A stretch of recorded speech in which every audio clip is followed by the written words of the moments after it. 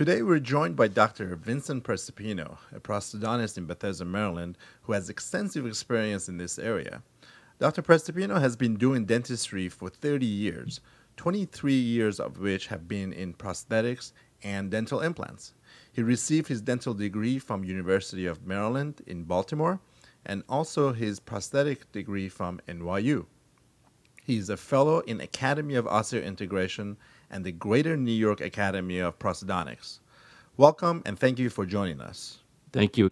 Can you tell us about your approach to implants in the smile zone and what factors you consider important in your everyday therapy? Thank you, Ryan, for the invitation to speak here today. I appreciate the opportunity to share with you my experiences. We have gone through many years of transitions in implant dentistry where we've gone through traditional types of placement and waiting for final restorations to today's current technology of immediate load on implants that are placed immediately from extraction sites. And there's been many things that have been said and discussed in your previous podcasts which talk about the conditions and the requirements for such treatment.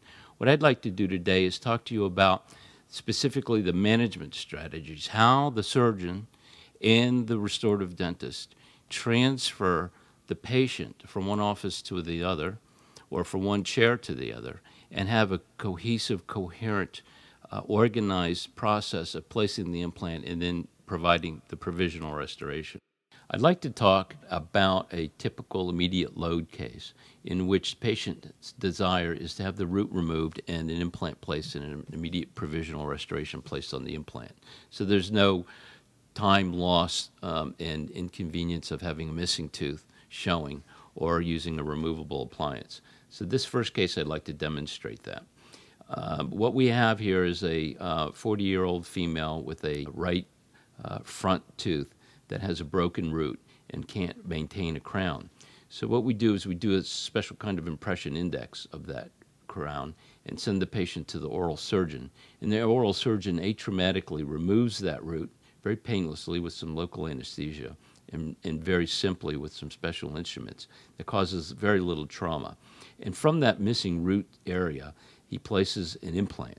And the implant is placed with certain dimensions and specifications that allow us to provide this immediate provisional restoration. Sometimes there's needed bone grafting and sometimes not. It depends on dimensions of space that are open.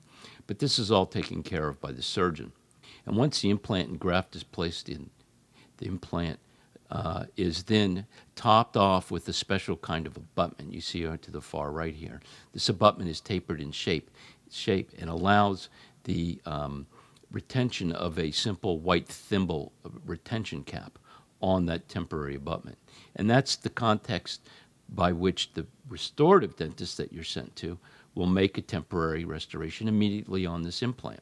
So that temporary abutment is screwed into place and placed by the oral surgeon. It's never touched again. There's no disruption of the surgical site at all. And the restorative dentist simply takes that white cap and covers it over with acrylic resin from that special little index that he made earlier. And that acrylic resin is allowed to set in shapes within the form of that index, which is the original shape of the tooth before it was removed. And that is popped off the provisional restoration and filled in with some voids and smoothed off, so it really looks very, very much like the original tooth that was removed. And what happens is the dentist does some special venting holes in there, uses a very good, solid, permanent type of cement and cements it onto this temporary abutment and then cleans the cement off and makes sure that when you're biting down, you don't have any type of forces on that tooth and implant. We call that occlusion. It's non-occlusal loading.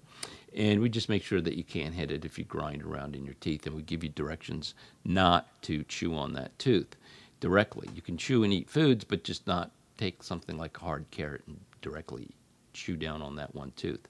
And it's completely manageable for 6 weeks until the integration process has occurred or the bone growing process has occurred on the implant, for which after that you can make your final definitive crown with full contour and full occlusion.